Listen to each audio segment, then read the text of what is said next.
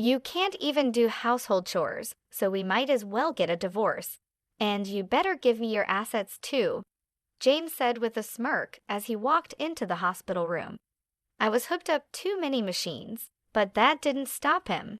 A girl I didn't know stood next to him. James didn't realize I had $10 million in assets. He should understand that a divorce in this situation would be a matter of life and death for a housewife like me. Fine, he has the divorce papers, I thought. I couldn't stay with a man who verbally abused his wife. I pulled out the divorce papers I always carried with me and handed them to James. Grinning, he accepted them. Now I can say goodbye to you. I'll be happy with her, so don't worry. Right, Patricia? James said, wrapping his arm around the girl's waist. Her name was Patricia Heaton. James sneered at me, and she said, "Take care, Mrs. O, you're not Mrs. anymore." "Take care, ma'am." They both laughed as they left the room, but their happiness wouldn't last. Alone in the room, I laughed out loud. Today is Friday, so the divorce will be processed on Monday. I can't wait for 3 days from now. My name is Nicole Wallace. I'm a 47-year-old housewife. My family runs a regular farm. I don't have any special skills, but I'm proud of my vast cooking repertoire. My husband James is the same age as me, and we were college classmates. We both came to Florida from the countryside. Since we both lived alone, I used to cook various dishes for James using the vegetables and rice sent from my family. People often said I captured his heart through his stomach, and I knew it was true. James has always been incapable of doing any household chores. I've been taking care of him since we started dating and after we got married. I continued to handle all the household tasks. Sadly, we didn't have children, but we enjoyed our life together as a couple. We both loved to eat, and on James's days off, we'd often go on drives to enjoy delicious food. When we first got married, James was kind, but after about 5 years, he became controlling. He never hit me, but his remarks became harsh, often saying, "Whose money do you think we're living on?" Those words hurt, but I didn't have the energy to fight back, assuming he wouldn't listen anyway. Being a full-time housewife made me feel inferior, and I couldn't stand up to him. James joined a well-known company after graduating from university, but quit after about 6 years. He quickly found new jobs but would resign from them after short periods. Because of this, our income was unstable. We managed by looking for money-saving tips, but often struggled with our finances. However, at the company he'd been with for the past 3 years, he seemed to get along with his colleagues. I had faint hopes he might stay there for a long time. Then one day, James came home earlier than usual. "I'm home. I quit my job," he said. "What again?" I said, surprised. James' eyebrows twitched. I stopped cooking and rushed over to him. "I'm sorry, I was just shocked." "No, welcome back, and you're criticizing what I do? You've become quite bold," James said. His words made me freeze. James was in a very bad mood, and if I said the wrong thing, it could get worse. "I'm sorry," I said. "As long as you understand," he replied, somewhat placated. He sat on the sofa and turned on the TV. I quietly placed a beer and a glass on the table. "Do you want dinner or a bath?" I asked. "Food and alcohol," he replied. To avoid upsetting James, I played the role of a submissive wife. I once had a strong sense of self, but after 16 years of marriage to James, since the age of 30, I rarely showed my true self. After eating and drinking to his heart's content, James fell asleep, snoring on the sofa. The table was a mess, like a child had eaten there. I cleaned up the fallen beer bottles and food scraps on the floor. It wasn't supposed to be like this. Recalling my dreams of a happy married life from my girlhood days, my true feelings slipped out. I glanced at James suddenly, but he showed no signs of waking. Relief washed over me, but I also felt dread about continuing this life. Maybe I should consider divorce. I started planning my schedule for the next day, determined to face the issues I had been avoiding. The next day, James started visiting the employment office and quickly secured another job. While he was job hunting, I went to the city office and signed divorce papers. I wasn't ready to submit them, but having them felt like a kind of protection. I hid the signed divorce papers at the bottom of my bag. If James found them, who knows what he might say or do. "Hey, where did you go while I was job hunting?" he asked. "I went to the stationery store to buy some resumes." "Look, I thought you might need them," I said, trying to sound normal. James, who got home before I did, initially interrogated me suspiciously but quickly cheered up. I handed him the resumes I had bought earlier. After receiving them, James said he was going out for drinks with a friend and left. James's new job was at a reputable company with a solid salary and better benefits than any job he'd had before. When he got promoted after working there for about 2 years, he celebrated with a drink. I secretly hoped that maybe this time he would work there until retirement.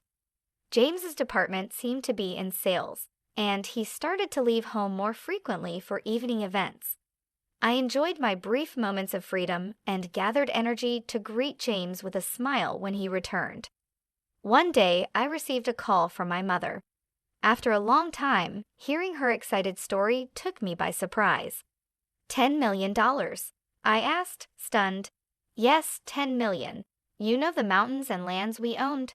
We don't need them anymore. We had them appraised, and they are worth 15 million. We only need 3 million to enjoy the rest of our lives, so I think you might want to rethink your life too," she said. My mother was never fond of James. She was worried about me, especially after James became more controlling, preventing me from even visiting my childhood home. I was stunned by the amount she mentioned. Furthermore, I was shocked to learn that when my mother inherited the property from my grandmother, she changed the title to my name, so there were no inheritance taxes. "It's better not to tell James, but the final decision is yours," she said, hanging up the phone. I felt conflicted between the urge to immediately inform James and the desire to live freely with that money. About a week later, I was involved in a traffic accident. Thankfully, my life wasn't in danger, but I'd need to stay in the hospital for about a week. After storing my valuables in the hospital room drawer, I immediately contacted James. "I'm sorry, I got injured," I said. "Huh, what about my meals?" James's reaction made me almost laugh, prioritizing his meals over my injury. "I'll need to be hospitalized for a week. I'm really sorry, but could you buy your meals elsewhere until then?" Not even preparing meals for your husband? What a lazy wife. "Oh wait, I'm coming over now," James said and ended the call abruptly. I was planning to tell him about the inheritance tonight, but now I thought it might be best not to mention it. Looking at all the tubes attached to me, I had a feeling my intuition was right. "You're useless, can't even do housework. Let's get a divorce, and you better pay me compensation too," James said with a smirk as soon as he entered the room. I was connected to several machines, and a girl I didn't recognize stood beside him. James didn't know that my total assets amounted to $10 million. He should realize that a divorce under these circumstances would be a life and death matter for me, a housewife. "Fine, here's the divorce papers," I said. I couldn't stay with a man who would hurl abuse at his wife in this condition. I handed him the divorce papers I had kept as a sort of charm. James took them with a smug smile on his face. "With this, I can finally say goodbye to you. I'm going to be happy with her, right, Patricia?" James said, wrapping his arm around the girl's waist. The girl, named Patricia, leaned against James and scoffed at me. "Take care, madam." "Oh, you're not a madam anymore, so take care, old lady," she said. With those words, they both left the room laughing, but their joy would be short-lived. Left alone in my room, I burst out laughing. Today is Friday, so the divorce papers would only be processed on Monday. Oh, I cannot wait for 3 days from now. Just as I had expected, the weekend went by without any contact from James, and it was quite peaceful. I was restless, not used to doing nothing. Since getting married, I was always busy. Every time I got restless, the nurses told me to stay calm. Then, on Monday evening, I received a bunch of calls from James. I ignored them at first, but after 15 minutes of constant ringing, I decided to answer. "Could you not be so persistent?" I said. "Hey, what's the meaning of this?" James shouted as soon as I picked up. I couldn't help but laugh. James seemed infuriated by my laughter and started screaming incoherently. "What are you talking about?" I asked. "Don't play dumb. The divorce papers aren't being accepted, are they?" James was huffing and puffing on the other side of the phone. I continued to chuckle and responded to his complaint. Oh, I had previously filed a non-acceptance notification. Remember how you used to say, "Let's get divorced," every time we had a fight? I thought it wouldn't be good if you filed for divorce on a whim during one of our arguments. "Ew, but I don't need that now. Withdraw it immediately," James demanded. "I can't do that until I'm discharged. We need to go through procedures at the municipal office," I said. "Then discharge now." Don't be unreasonable. His selfish demands made me laugh even more. He probably wanted to register his marriage with Patricia, who he brought on Friday. By the way, was her name Patricia? She's your mistress, right? Hey, that's rude to Patricia. Apologize, she's my new wife. We're not divorced yet, so she's technically your mistress, isn't she? I responded calmly. James made a weird groaning sound. I decided to hit him where it hurt the most. "By the way, you'll hear from my lawyer about the division of property." "That's right, property. Including this trouble, you better share properly."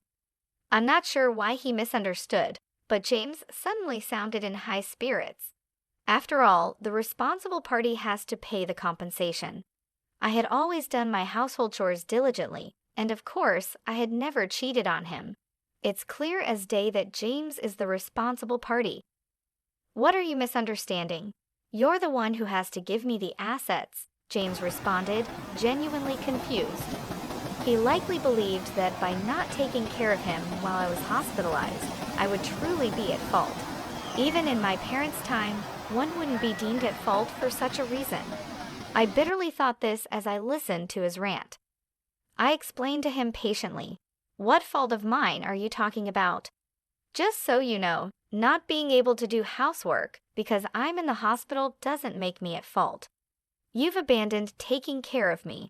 If you were a child, it would be considered neglect, but you're an adult and should be able to take care of yourself.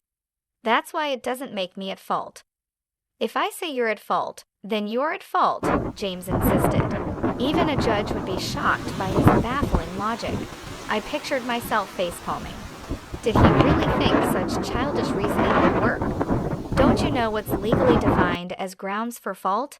Being at fault means things like infidelity, like having another woman despite having a wife. That's why Patricia is my new wife, and you're no longer of any use to me. So it doesn't apply, right? "What are you talking about? Since you were dating her behind my back, it's clearly cheating," I said. James still didn't seem to understand. He was set on believing he was right. "Either way, please communicate through a lawyer from now on." "Goodbye?" "Hey, Nicole," he shouted, but I hung up the phone without listening to his protests. He called multiple times, but when I ignored him, he eventually gave up and went silent.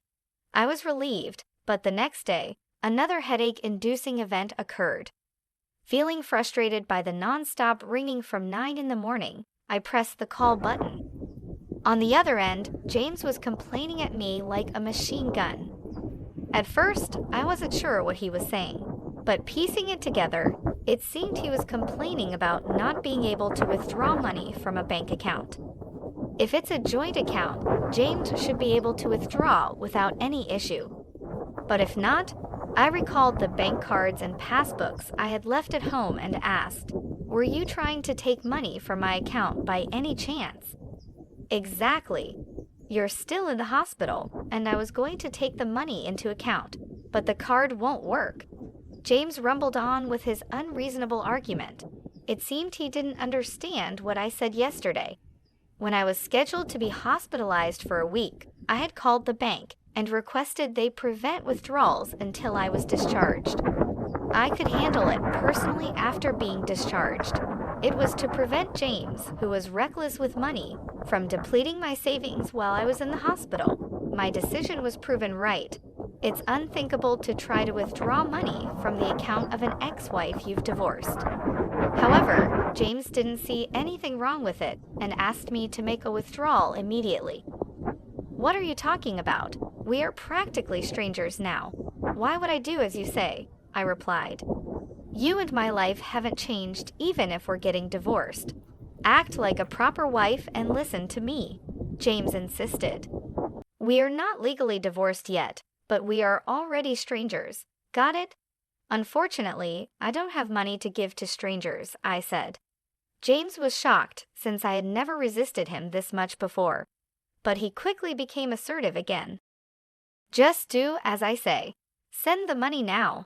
Pay the compensation for not doing housework, he demanded. Even though he was academically capable when we first met, he seemed to lack common sense. 18 years into our marriage, it was clear I had made a poor choice in a partner. James seemed frustrated that I wasn't giving in. He likely had exhausted his cash on hand and probably dipped into the living expenses I had left at home and from our shared account. I spoke to James as if I was talking to a small child. Listen, I'm no longer your submissive wife. We'll settle the property division through a lawyer later on. What? You're so insolent. I'm coming over right now. Just wait, James said, hanging up the phone. I didn't mind if he came to the hospital, but I had already asked the nurse's station not to let anyone in except for my parents, so it was unlikely he'd make it to my room. James really did come to the hospital, but as expected, he was stopped at the nurse's station. My phone kept ringing, but after ignoring it for a while, it switched to messages, and my screen was flooded with notifications. I saved all of them as evidence and contacted my lawyer. After a while, it seemed the lawyer had gotten in touch with James as the messages stopped coming in. I thought it was the end, but my hopes were about to be dashed. There's a visitor named Julia. Would you like to see her? Julia, please let her in. Julia was a friend who shared my hobbies back then. When I was single, Julia, and I became close after she responded to my posts on social media, where I shared my dining experiences. We discovered we lived nearby and often went out to eat together. After getting married, I couldn't dine out as much to save money, but we kept in touch by regularly meeting for tea and chats. Nicole, are you okay from the injury? Julia asked as soon as she entered the room. Yes, I'm feeling much better now. Thank you, I replied. Julia's immediate concern warmed my heart. I realized that since my hospitalization, aside from my parents and the hospital staff, no one had shown concern for me. Hey, Nicole, things are tough for you right now, aren't they? Julia asked. Huh? Why? I hadn't told anyone about my situation other than my parents. I wondered how Julia knew and asked her, intrigued. Julia then said something shocking. You know Patricia, the young girl, right? She's having an affair with your husband, isn't she? What? How do you know about that? Wait, you know her? Actually, she's my niece, Julia replied hesitantly. I was so surprised that I couldn't close my mouth. Who would have thought that Julia was Patricia's aunt? The room went silent. It was the first time there was silence when Julia was around, and it made me feel uneasy. Patricia suddenly told her mother, my sister, that she's getting married. What's more shocking is that her partner is 47 years old. When I saw the photo, it was your husband. I was so surprised. I've already told my sister. I'm so sorry for all the trouble my niece has caused you, Nicole. Don't apologize, Julia. It's not your fault, I said. Julia looked like she was about to cry. I'm thinking of demanding compensation from Patricia. I can't compromise on that. But if I do, does this mean our relationship will end? Of course not. I want to continue being friends with you, Nicole. I'll make sure Patricia pays compensation. Neither my sister nor I can forgive what she's done. We'll keep a close eye on her. I was very grateful for Julia's words. We've been friends for over 22 years. I didn't want to lose a precious friend because of my terrible husband and his mistress. I've scheduled a meeting with them tomorrow, and I'd like you to come with me, Julia said. Of course, I'll be there, and I can also provide photos as evidence of their affair. The next day, fresh from being discharged from the hospital, I prepared for the meeting. I went to a private restaurant room with my lawyer. James and Patricia had already arrived and were indulging in an expensive traditional meal. I was speechless at their audacity. You finally made it. Did you bring the money? Remember, you are paying for this meal, James said without even stopping his meal. Patricia continued to eat with a smug look on her face. I decided to fight back. Please handle the payment yourselves. I came here to demand a fair share of the assets from the two of you. How long are you going to sulk? You're really unattractive, James remarked rudely. Ignoring his comments, my lawyer and I took our seats and showed evidence proving James was at fault. We first presented legal documents about the reasons for liability, followed by documents on property division. Lastly, we showed the photos Julia had provided, which showed Patricia and James together, as well as Patricia with another man entering a hotel. Wait, why? Hey, Patricia, what is this? James and Patricia were visibly shaken by the photos and finally stopped eating. Just then, Julia made her timely entrance. I took those photos, Julia said. Patricia seemed confused as to why her aunt was present. With cold eyes, Julia looked down at Patricia and James and calmly spoke about being friends with me for 22 years and how their actions were despicable.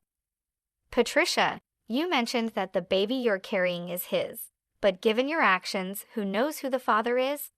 Wait, no, This was the first time I was hearing about her pregnancy. Judging by her appearance today, one would never guess she was pregnant. However, James's reaction showed he believed her claim. So, you're pregnant. In that case, after a DNA test, I'll demand an additional penalty. No, I'm sorry. I lied about the pregnancy. Please forgive me, Patricia suddenly admitted, bowing deeply. She had been searching for wealthy old men, and James was her target.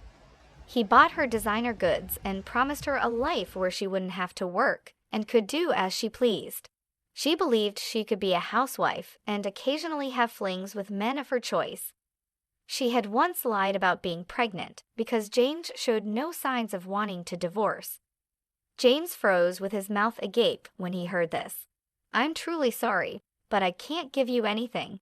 I don't have the money, he said. I'll pay Nicole in advance. Patricia, you're going to work part-time diligently every month and repay me.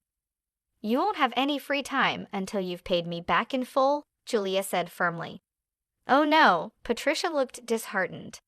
Julia mentioned she would bring Patricia back later for another apology and took her out of the restaurant. James, in shock the entire time, seemed to snap back to reality and approached me in a flattering tone. Look, it seems I was deceived. I can't live without you, Nicole, right?